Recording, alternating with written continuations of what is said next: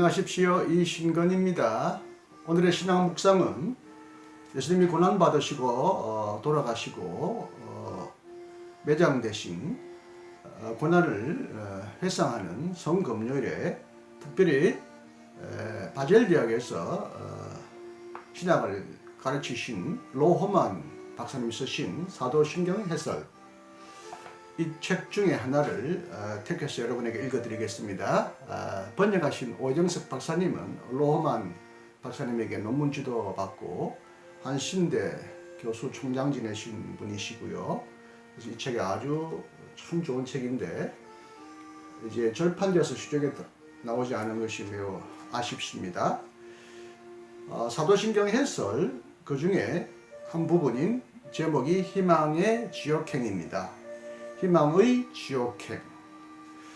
제목부터가 무척 독특하죠. 이 책은 이 부분은 지옥으로 내려가셨다라는 말로 이제 시작하는데요. 먼저 이 지옥으로 가셨다는 이 내용에 대하여 처음 듣거나 매우 당혹하시는 분이 계실 것 같아서 잠깐 제가 예비 해설을 해드리겠습니다. 이른바 예수님의 지옥 혹은 음부 강화는요, 라틴어 최종본에 들어가 있습니다. Descendit ad inferos. 이 inferos가 지옥으로 번역하느냐 음부로 번역하느냐에 따라서 조금 사람들마다 견해의 차이를 보입니다만, 영어에서는 He descended into hell 이라고 번역하죠. 지옥. 도구를 보니까 hinabgestiegen in das Reich des Todes, 죽음의 나라로 내려가셨다, 그렇게 번역되어 있고요. 이제 에큐메니칼한 버전으로는 He descended to the dead, 죽은 자들에게 내려갔다라고 에큐메니칼 버전으로 그렇게 통일되었답니다. 가톨릭 교회의 사도신경에는요, 저승에 가시어, 저승이란 말은 이승과 저승, 우리나라의 고유한 토착 언어니까 매우 친숙하게 와닿죠. 저승이라고 합니다. 성공에서는 죽음의 세계에 내려가시어, 도가가 죽음의 나라, 에큐메니칼 영어 버전이 죽은 자들에게 라고 번역되어 있는데, 이렇게 제각기 번역이 다릅니다. 이렇게 이제 만국 온 세계의 사도신경은 우리나라에 있는 가톨릭교회 성공회까지 모든 세계 교회가 바로 이 내용을 고백하는데, 유독 개신교회에서만은 이 부분을, 사도신경을 고백할 때 빼어버리고 암송하지 않습니다. 제가 살펴보니 처음 우리나라의 찬송가를 만들 때는 이 부분이 들어왔어요. 그러다가 나중에 또 새로운 찬송가 만들 때 또 어떤 이유인지 모르겠는데 빠졌어요. 또 새로운 찬송가로 또 합동으로 다시 연합회 만들 때 또 들어갔다고 그래요. 그러다가 지금 우리가 사용하고 있는 이 찬송가에서는 빠져버린 채로 더 이상 이제 들어오지 못하고 있는데, 일부 학자들과 목사님들은 세계교회가 공통으로 쓰는 이 사도신경의 이 내용을 왜 우리만 뺐느냐, 넣자 말자, 그렇게 이제 신학적으로 논쟁하는 분이 들어있는데, 한국교회는 이 부분에 대해서 이렇게 이제 공론적으로 토론하고 넣고 빼자는 이런 것이 별로 이렇게 활성화되지 않은 것 같아요. 저번에 세계교회가 이 내용을 사도신경 속에서 함께 고백하는데요. 오늘 로호만 교수님의 이 책 가운데서 희망의 지옥행이라는 이 부분이 바로 이 부분을 다루기 때문에 이 부분을 여러분에게 천천히 읽어드리겠습니다. 지옥으로 내려가셨다라는 말을 우리는 어떻게 이해해야 할 것인가?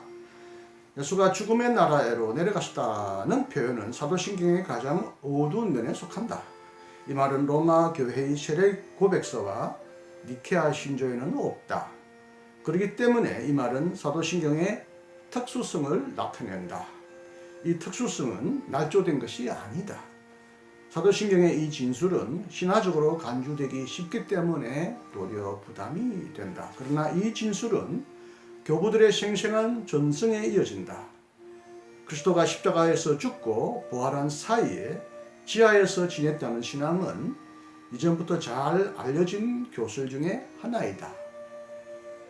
이미 신약성서의 저자들이 그러한 생각을 갖고 있다는 가능성을 도외시하더라도 이그나티우스, 폴리카, 이레니우스, 터툴리안과 그 외의 다른 교우들은 예수가 지옥으로 내려가셨다는 것을 분명히 언급했다. 우리나라 신약 성서에서 예수가 지옥으로 내려가셨다는 것에 대해 언급한 것을 찾아볼 수 있다. 무엇보다도 베드로전서 3장 18절과 4장 6절에서 분명히 언급된다. 그리스도께서 이전에 불순종했던 갇혀있는 영혼들에게 가셔서 기쁜 소식을 선포하셨습니다. 죽은 자들에게도 복음이 선포되었다. 여기에 관련하여 에베소서 4장 9절에 그리스도가 땅 아래의 세계까지 내려가셨다라는 표현도 같은 방향을 지시하고 있는 것 같아. 예수 그리스도가 죽음과 죽음의 나라의 열쇠를 가지고 계시다라는 요한계시록 1장 18절도 예수의 지옥행을 지시한다. 그러나 이 진술들의 규정은 교부들에게서 일치되지 않았다. 그 내용들은 신화적으로 표현되었지만 명백한 의도가 그 안에 있다. 즉 그리스도의 업적은 그의 전적인 삶에 관련된다. 그리고 그의 업적은 지역적인 문화적인 영역에 제한되지 않는다. 그리스도의 죽음은 동시에 예수의 동시대인들에게만 단지 그의 탄생 이후의 사람들에게만 효력을 갖는 것이 아니다. 그의 탄생 이전에 죽은 사람들에게도 효력을 갖는다. 이 정당한 관심을, 참으로 보편적인 관심을 뒷받침하는 것이 예수의 지역행이다. 이 진술이 사도신경에 받아들여진 이후에도 계속해서 예수의 지역행에 대해서 논의되었다. 루터가 칼뱅의 이해를 이와 관련하여 관찰하는 것은 흥미있다. 루터의 이해는 교부들의 전승에 연결된다. 그는 그리스도의 지역행에서 예수 그리스도의 승리의 행진이 시작되는 것을 본다. 그것은 죄와 죽음의 세력에 대한 그리스도의 승리이다. 그리스도의 전투적인 구원의 극적인 업적을 바라보면서 루터는 지옥으로 내려가다라는 표현을 그리스도의 사탄의 세력과 죽음의 세계와의 전투로 해석한다. 이 전투는 거기에 갇혀있는 옛 계약의 어려운 자들의 해방을 지향한다. 여기에 해방의 구원론이 주장된다. 이 해방의 구원론은 유감스럽게도 역사적 사회적인 콘텍스트에서가 아니라 주로 개인적 행위사학적인 입장에서 중요한 역할을 한다. 이것은 바흐의 성탄절의 오라토리오의 한 기절에서 명확히 표현되었다. 죽음, 사탄, 죄와 죽음의 힘은 송두리째 꺾였도다. 인류의 삶의 자리는 하나님 안에 있도다. 한편 칼뱅과 대부분의 개혁자들에게서 예수의 지역행은 신화론적으로 이해되었다. 칼뱅은 이것을 달리 해석했다. 성서적인 의미에서 지옥은 무엇을 나타내는가? 그것은 분명히 계급적으로 조직된 힘을 지닌 지하의 세계는 아니다. 그것은 어떤 장소에 국한된 지하의 세계도 아니다. 지옥은 하나님으로부터의 분리, 하나님으로부터의 버림받는 것을 의미한다. 칼뱅은 시정일관 지옥으로 내려가시다를 나의 하나님 왜 나를 버리십니까? 라는 예수의 부르짖음과의 관련해서 해석한다. 이 절규 배후에 입을 벌리고 있는 십자가에 달린 자의 경험, 그것이 지옥이다. 그러므로 그의 교리문답 65조항은 예수의 죽음을 다음과 같이 해석한다. 그는 자연적인 죽음, 영과 육의 분리를 당했을 뿐만 아니라 그의 영혼은 베드로가 죽음의 고통이라고 말한 상상할 수 없는 고대에 가득 찬 불안을 경험했다. 하나님의 아들은 육신적으로, 정신적으로 우리를 위해서 죄와 죽음의 가시에 찔리고 치명타를 맞았다. 안셀름의 죄가 얼마나 무거운 것인지를 너는 지금까지 고려한 바가 없다라는 명제는 예수 그리스도가 지옥으로 내려가셨다 해서 그 날카로움이 드러난다. 루터가 이 진술을 그리스도의 올라오심에 연결시켜 해석한 것은 후기의 교회학자들에게 중요한 의미를 주었다.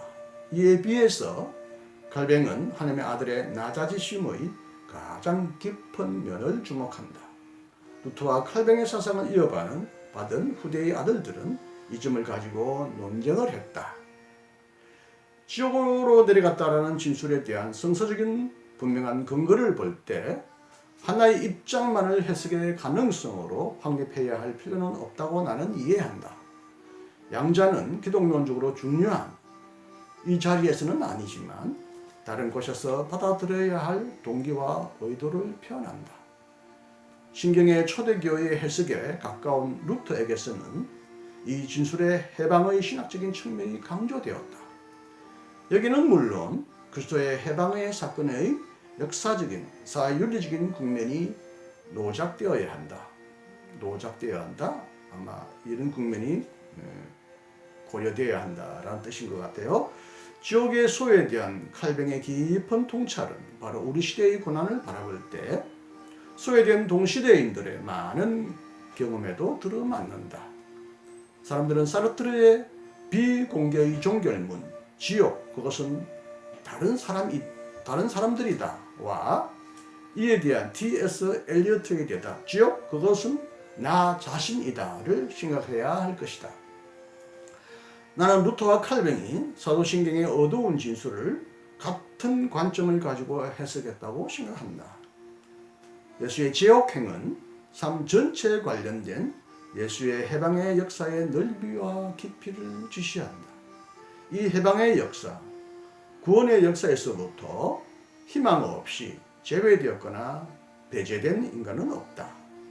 궁극적으로 절망적일 수밖에 없는 신의 부재의 조건은 없다. 그리스도는 우리의 신의 부재의 가장 깊은 곳까지, 구원과 희망 상실의 가장 깊은 곳까지 내려갔다. 우리는 하늘과 땅 어떤 곳에서도, 우리가 설령 지옥이라고 일컫는 곳에서도 그리스도 없이 존재하지 않는다. 그리스도의 지옥행에 관해서 바울은 다음과 같이 요약해서 말했다.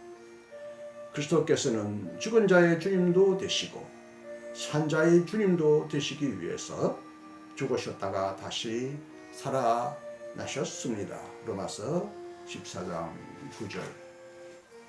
감사합니다. 순환절을 잘